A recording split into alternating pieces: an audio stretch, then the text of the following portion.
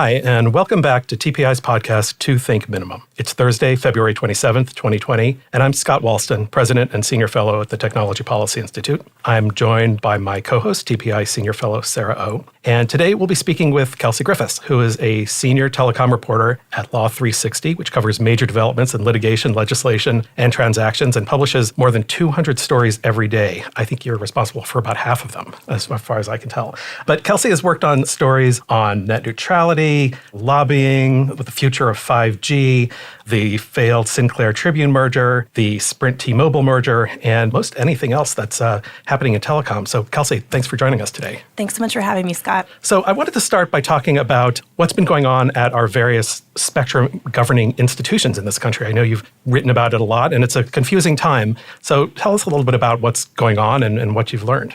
Absolutely. So it's been a pretty crazy year and a half among our spectrum agencies here in D.C. We obviously have the Federal Communications Commission right next door to you guys, and they are tasked with managing the commercial side of spectrum needs. And then we also have the National Telecommunications and Information Administration, which is tasked with managing the government's use of spectrum. So in the last couple years, we've seen these two agencies increasingly either going head-to-head with each other, or we've seen other government agencies that would usually communicate their needs through NTIA freelancing those concerns to the FCC directly. So we've kind of seen this tension between commercial interests and federal interests and the way we're going to divide up or share some of these really valuable parts of the airwaves. So part of that, of course, is the NTIA's inability to keep someone in the top spot. And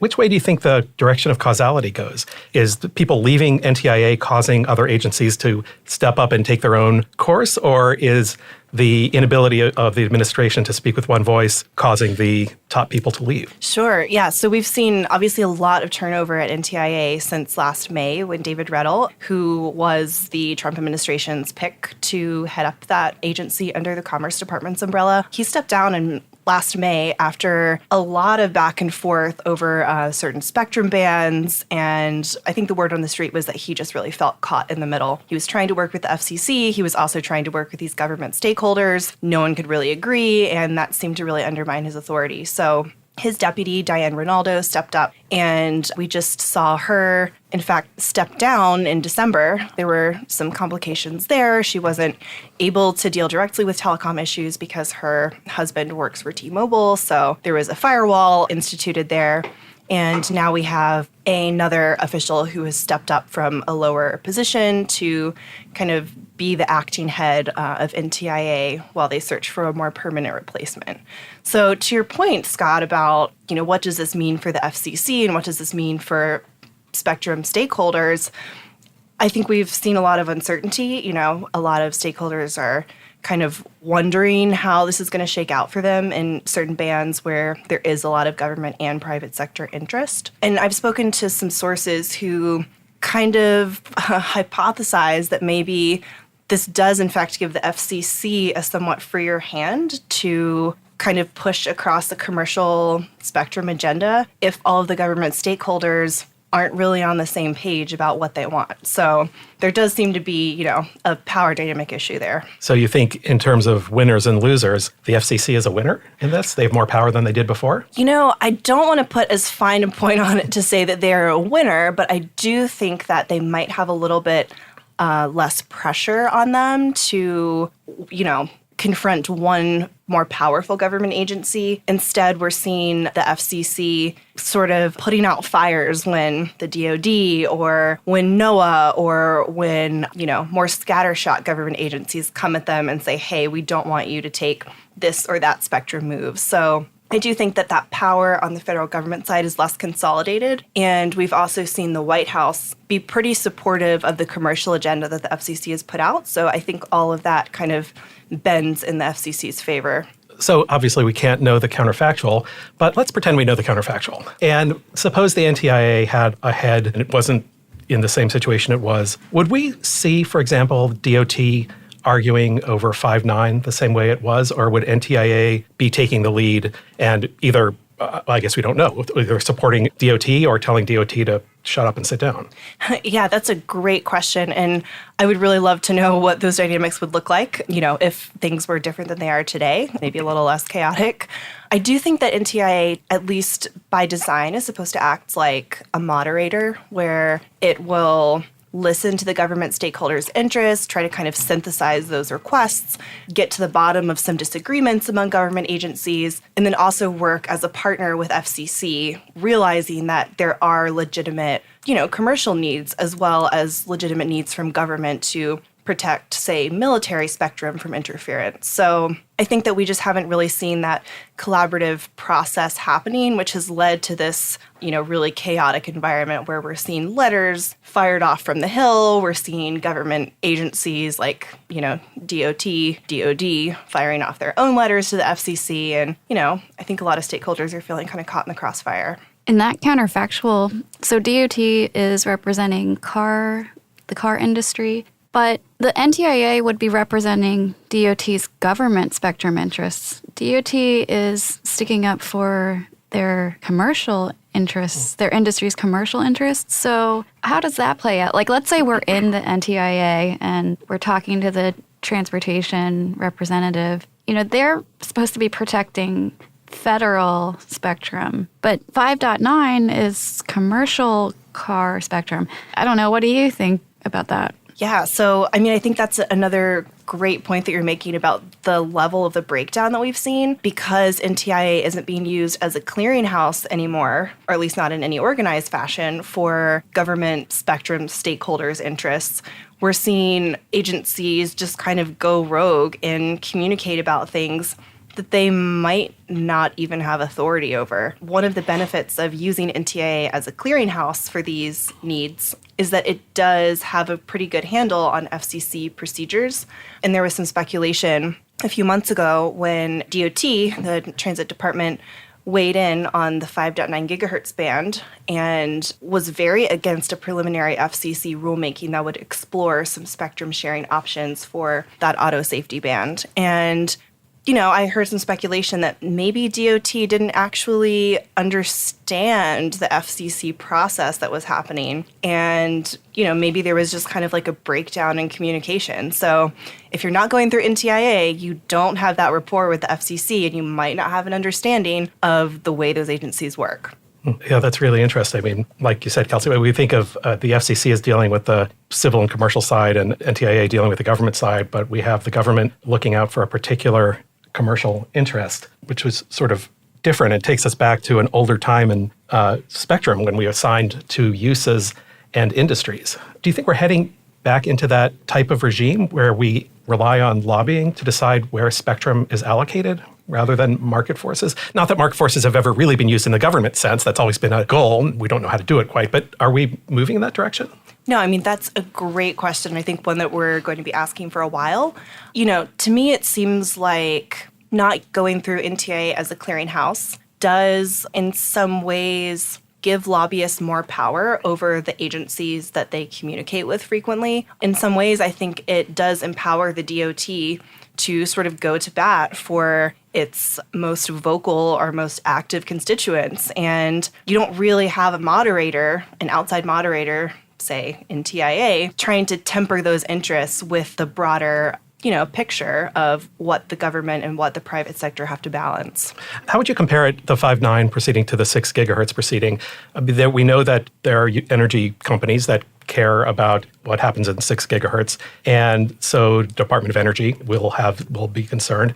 But 6 gigahertz is so much more spectrum than the 5.9 gigahertz. How do you see the Department of Energy dealing with this or not? Sure. So I think that there is a sense that some sort of reorganization in both bands is going to be inevitable. And I don't want to call 6 gigahertz lower stakes, but I think that there has been a lot more commercial side investment in 5.9 from automakers, and they are more worried that their auto safety communication investments are going to just kind of evaporate if the FCC is allowed to continue with its plan to allow 5G into 5.9. So in 6 gigahertz, I think that we do see a lot of, utilities and some, the electrical industries worried that their communications in 6 gigahertz are going to be interrupted.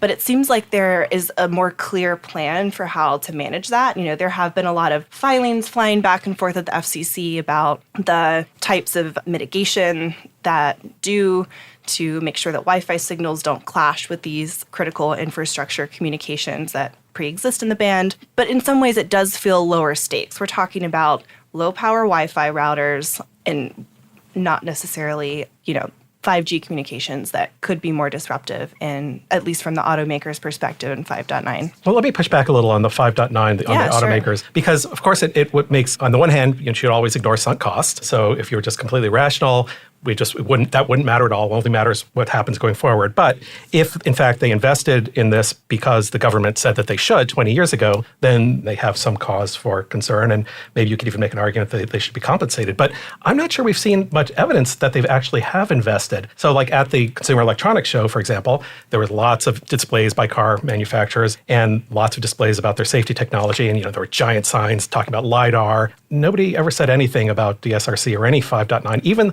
the Department of Transportation's own booth had nothing about 5.9. So are you hearing from them that they do have investments that they are concerned about? So those are really interesting observations from the trade show, because I similarly haven't heard a peep about what people are doing with DSRC. Mm-hmm. I think that it might be more of a trying to not cede any territory that might become useful down the road. I think automakers kind of kept saying, we're about to see DSRC progress. We're about to see something really cool come from this. But over at the DOT, it's been very fuzzy as to what that agency is doing to test DSRC progress and to test how DSRC and 5G could potentially share the band. So they've been pretty silent on this topic. Even DOT officials speaking, I think it was a few months ago, really wouldn't say, they wouldn't say one way or another, what is the status of the testing? Not really going to get into that, which kind of leaves the floor open for the FCC to put forth a plan and then, hope that comes out in its favor later. So getting back to 6 gigahertz and to the question of what types of uses the spectrum's for, it seems like there's been a big turn towards unlicensed spectrum, at least in these bands. So it seems like the C-band, everyone agreed would go to licensed spectrum, with a huge debate over how that happens. I don't want to minimize how big that debate is, because of course it's still going on, kind of. And then that 5.9 and 6 would be unlicensed. And although the proceeding is still open in 6, and there are proposals for half of it to be licensed and half of it to be unlicensed, there really seems to be a strong push towards unlicensed. How did this happen? Who made those decisions? Because I don't know that we have a coherent way of making that decision at all. Yes. Yeah, that's a great point. So I do think that a lot of the excitement around 6 gigahertz is coming from the Wi-Fi industry and from the argument itself that we can't have a strong 5G service ecosystem without also allocating spectrum for unlicensed services. When you think about the way you use your phone and you connect to your home devices right now on 4G, LTE, whatever it is that you're using, we still rely a lot on Wi-Fi and, certain unlicensed services to carry that traffic that did pass over a mobile network at some point. So I don't really think you can have a robust 5G ecosystem without also allocating significant spectrum for offloading to Wi-Fi. Are you seeing any pushback to that, or is that sort of generally accepted among all stakeholders, even those who normally would push licensed spectrum? Yeah, I think the pushback that I'm seeing is where we put this unlicensed spectrum. I think government stakeholders that have existed, or critical infrastructure stakeholders that have existed in a band for a long time, don't want to see their quality of service degraded, and for good reason, right? These are really important applications, but I think the FCC and the commercial sector is really feeling the squeeze to get 5G out there, to get these complementary services out there, and you can't really do that without freeing up spectrum wherever you can. I'd like to ask the process question as well. Who makes that decision about licensed or unlicensed? It seems like it's still pretty manual or ad hoc, like one at a time, band by band. Have you noticed at all changes in consensus mechanisms among the industry? Why is everyone interested in Wi-Fi and 6 gigahertz? Do you know, is there like a ready-to-go technology there, or it seems unusual that so many people are on the same side in a spectrum issue. Yeah, totally. I'll have to think about that one a little bit. What I do know is that the Wi-Fi industry itself seems to believe that 6 gigahertz is really, going to have characteristics that are conducive to equipment that's already out there. We're also seeing some other mid-band spectrum, real estate opening up for unlicensed, but especially if you talk to people in the Wi-Fi community, they're still worried that that's not going to be enough. So actually, let's turn to a topic that nobody ever wants to talk about, which is net neutrality. My favorite. Exactly. We've been talking about this forever, and we will be talking about it forever. But it is a time to talk about it again, because the FCC has just reopened, I guess that's not the right way to put it, but they're asking for comments about, what exactly are they asking for comments on? It's a very, well, just tell us. Yeah, okay, so I was there in the courtroom in February when, I guess it was last February now. Still remember it was a really snowy day, and I was worried I wasn't going to be able to get into the courthouse, or that I was going to have to stand outside for, hours in the snow. Luckily, I made it in immediately. So very memorable day in court, very memorable arguments. We heard from the panel at the D.C. Circuit a lot of questions about the effect of the FCC's Title II deregulation on public safety and on lifeline consumers who are low-income households that receive subsidies for their phone and internet service, and on one other aspect. And that would be pole attachments and, internet infrastructure and access to infrastructure that helps the internet roll out. So the judges did seem pretty concerned that the FCC had left some of these questions unanswered. And when that opinion came out in October, those questions were reflected in the opinion. So the judges mostly agreed that the FCC is allowed to deregulate internet services to go from Title II to Title I, but they still had some questions that they wanted the FCC to answer about how its deregulation affects those three categories. So those are the questions that the FCC has now taken up. And they're asking for people to write in with comments on that, right? Correct. So it can seem a little bit strange from an outside perspective, like, why can't the FCC just, fill in the blanks here, can it take it upon itself to just explain itself a little bit further? But as far as I understand, this is just following the FCC's statutory rulemaking process. You have to collect comments, you have to collect reply comments, and then you put out your decision. So, this is a very common procedural thing, but the questions that are being teed up are very interesting, and I think we're going to see a lot of dialogue around this in the future. Right. I think it's also kind of confusing to some insiders, at least if I consider myself an insider. Maybe I shouldn't, because I find it confusing. And, it's important. Comments are always important. But if there are specific questions, it does seem like there should be, let's say, more scientific ways to answer it. It doesn't necessarily have to be by the FCC, but you could pose the questions and have outside institutions try to investigate, I guess. I don't know. What are they going to do with the comments? So basically, when the FCC makes a decision, as you know, they have to be able to substantiate the path that they take with comments in the record that they receive during those comment processes. But aren't they going back now to... But what decision are these comments supposed to justify? Is it the decision that they made already? Or is there a new order? This sort of seems like a brand new kind of proceeding. Yes. So they are kind of treading on new territory. They're trying to explain how going back to a Title I unregulated, essentially, regime for the internet is going to affect these three, somewhat vulnerable categories. And yes, it does feel like they're breaking new ground. And it's my inkling that the FCC is going to get a lot of groups weighing in that agree with it and will kind of help it flesh out the way that this deregulation is going to affect industries in a way that is sort of flattering to the decision that the FCC already made. Right. I just don't know. We know what the result is going to be. Certain groups are going to say that it's been a disaster. Other groups will say it's been fine and it's promoted investment. And, the one that has the most will be whoever is best at organizing a campaign and making it easiest for people on the web to fill in a couple of, words on a form and print submit. So I just don't see what we get out of that. Yeah. Now, I do think it's worth mentioning that the FCC was very dismissive of bulk commenters in the net neutrality proceeding that we saw unfolding in 2017. It basically did not consider what bulk commenters had to say in its decision, because I haven't gotten a great explanation for this, but it just didn't see those repetitive comments as something that it was obligated to give a lot of weight to, which was much to the chagrin of the FCC's Democrats. One thing that I'm wondering about, and that I'm looking forward actually to having the chance to look at, is what the nature of how the nature of automated comments has changed. So we did some analysis of all of the comments, the millions of comments, and the automation became more sophisticated from the first net neutrality to the second one, and I would suspect it's going to be even more sophisticated now. So it'll be, I wonder, have they prepared for this at all? So the FCC is right now studying some options for how to change its public comment portal. I participated in a focus group a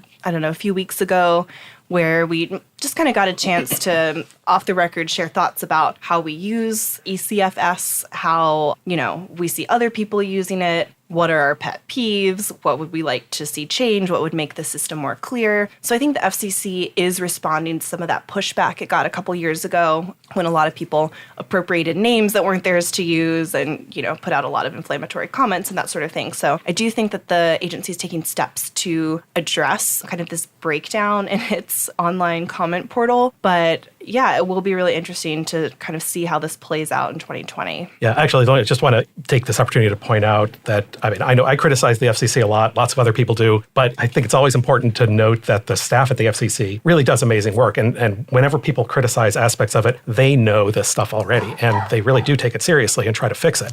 So yeah, I think, if they're working on it, I would expect they're taking it seriously. Absolutely. And, we had a report or two out of the agency's internal watchdog, the Office of the Inspector General, that kind of probed what some people were calling identity theft in the comments. And I think that's something that the FCC is being very mindful of. You can't have an effective public rulemaking proceeding if people are questioning the legitimacy of the people and the identities of the commenters who weighed in on that process. Well, we're running out of time, but before we stop, I just wanted to ask you, how did you end up covering telecom? You majored Well, one of your majors was journalism, but you also majored in something called agricultural communication. Mm-hmm. Telecom seems like a strange place to end up. So, you know what? It's really funny that you bring that up, Scott. I just did a feature a couple weeks ago about the intersection of telecom and agriculture, and I feel like it just really hit upon the intersection of my interests and my training right now. So I was a double major. I got into journalism a little bit later in my college career, and I worked at a student newspaper in Gainesville, Florida called The Alligator. But I originally started my degree in the College of Agriculture,